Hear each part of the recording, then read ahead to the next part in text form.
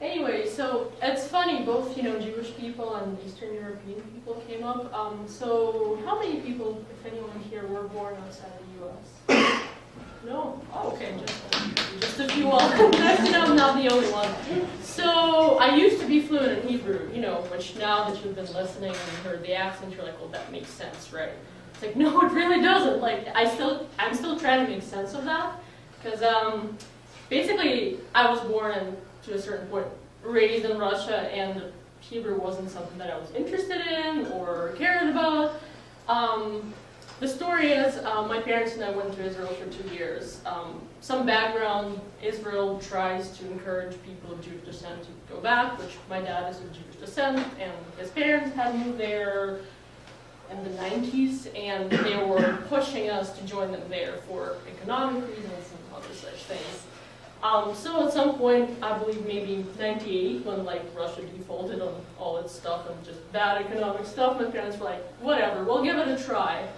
And, here I am. I'm a kid. So I guess what I'm trying to say is it wasn't as weird for me as it would have been for any of you being, 12, and all of a sudden your parents tell you, that's it, we're moving, and, you're a kid, you don't really have a say, and it's just kind of like, well, look, I have a life here. No, you'll have another life, you'll have other friends, it's fine.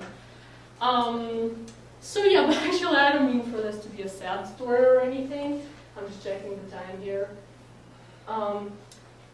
It was actually pretty funny because basically, so my dad and I took some Hebrew classes over the summer, maybe a couple months, I could read and I could speak in the present tense, very simple things.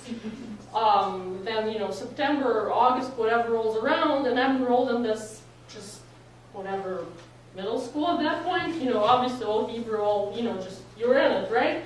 And people here, they have a huge boner, pardon my French, for immersion, right? So that's oh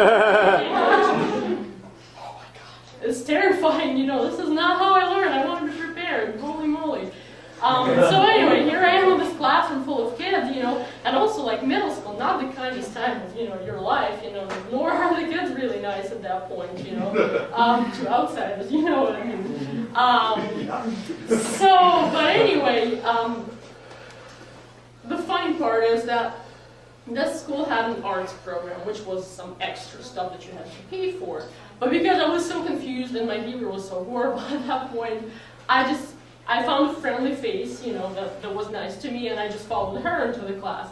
So my parents kept getting bills from the school, hey, pay for the art program, pay for the art program, and they were like, we never signed her up for that, why'd you put her in it? And I, never told them. I was too embarrassed to tell them that I misunderstood what was going on, and I just followed my friend into this program. So pretty much I got 2 years of free art education over there.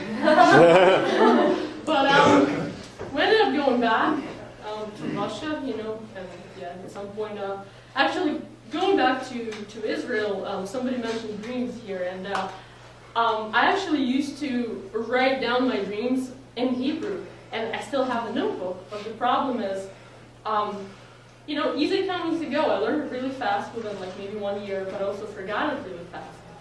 4 or 5 years practice, etc.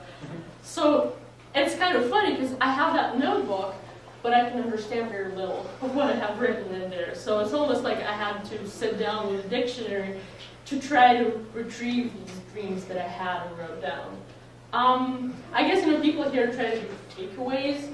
I don't really have a lesson per se. I would say I'm glad that for me, with relative stability, a dual parent family, whatever, I'm glad to have had that experience, to have the compassion for people who are different among us, in many ways, but also the immigrant community, and to not be annoyed, oh, there's Spanish on the bus or something to that effect, you know what I mean? And just kind of to see what it is to be them, to be that, person who doesn't know the language, and that's something I appreciate.